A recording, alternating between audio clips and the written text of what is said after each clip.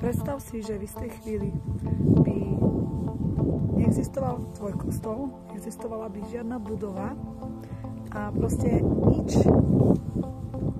to, kam ty chodíš, nasaď, to Božie. Proste skrátka vymyslel by to.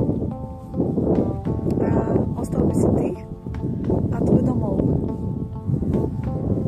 Alebo to miesto, prosím, kde si. Čo by si robil? Ako by si sa zachoval? A ako by vyzerala tvoja viera?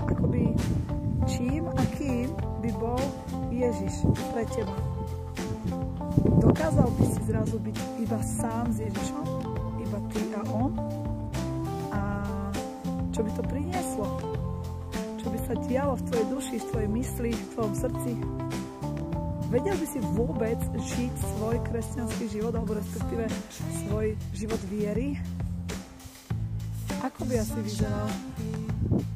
Porozmýšľaj nad tým, či nie si závislý na tom všetkom, čo okolo tej viery máš.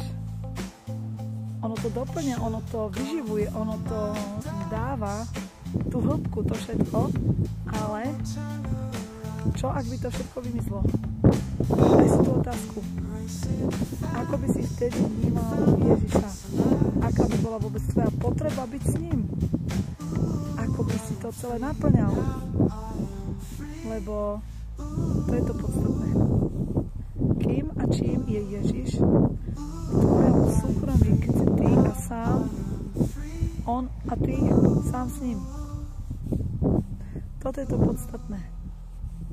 Začni nad tým premýšľať a hľadať Ježiša alebo Boha, proste to je jedno, u seba doma. Proste skrátka, keby sa všetko vyplo, keby sa všetko stratilo, keby sa zavreli všetky kostoly, všetky budovy. Fú, čo by si robil? Aké by to bolo pre teba? Prínos? Alebo by si zrazu ani nebol už kresťanom, ani nebol už veriacim. To je veľká vec. Veľmi veľká vec. Trochu som sa rozprávala s pánom a posledne mi často hovorí, že to zavreté kostoly. Neviem, kedy sa to stane. Neviem. Skrátka, čo bude, ako bude, neviem. A čo sa stane potom s tvojou vierou? Alebo keď nastane prenasledovanie kresťanov a to všetko. Čo sa píše v Biblii? Čo potom? Aká bude tvoja silná viera? Bude vôbec? Bude pre teba hodnotný Ježiš?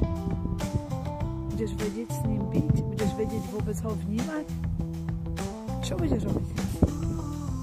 Hľadaj Ježiša v samote a nadväzuj s ním vzťah, čo najväčší a najhlbší, aby si nepadol, aby si bol mocne s ním prepojený, pretože on ťa miluje a on je jediný, ti bude vedieť poradiť vždy, v každej jednej chvíli ťa bude viesť a nenechá ťa padnúť.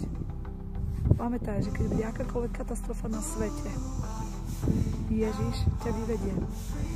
Budeš v jeho ochrane. Pretože ani vody ťa nezaplavia, ani oheň ťa nespáli. Toto všetko ti Božie slovo zasľubuje a je to tak. A je to tak. On to dodrží, ak ty dodržuješ svoju časť zmluvy, ktorá je daná. Zamysli sa nad týmto celým. Maj sa krásne, buď požehnaný.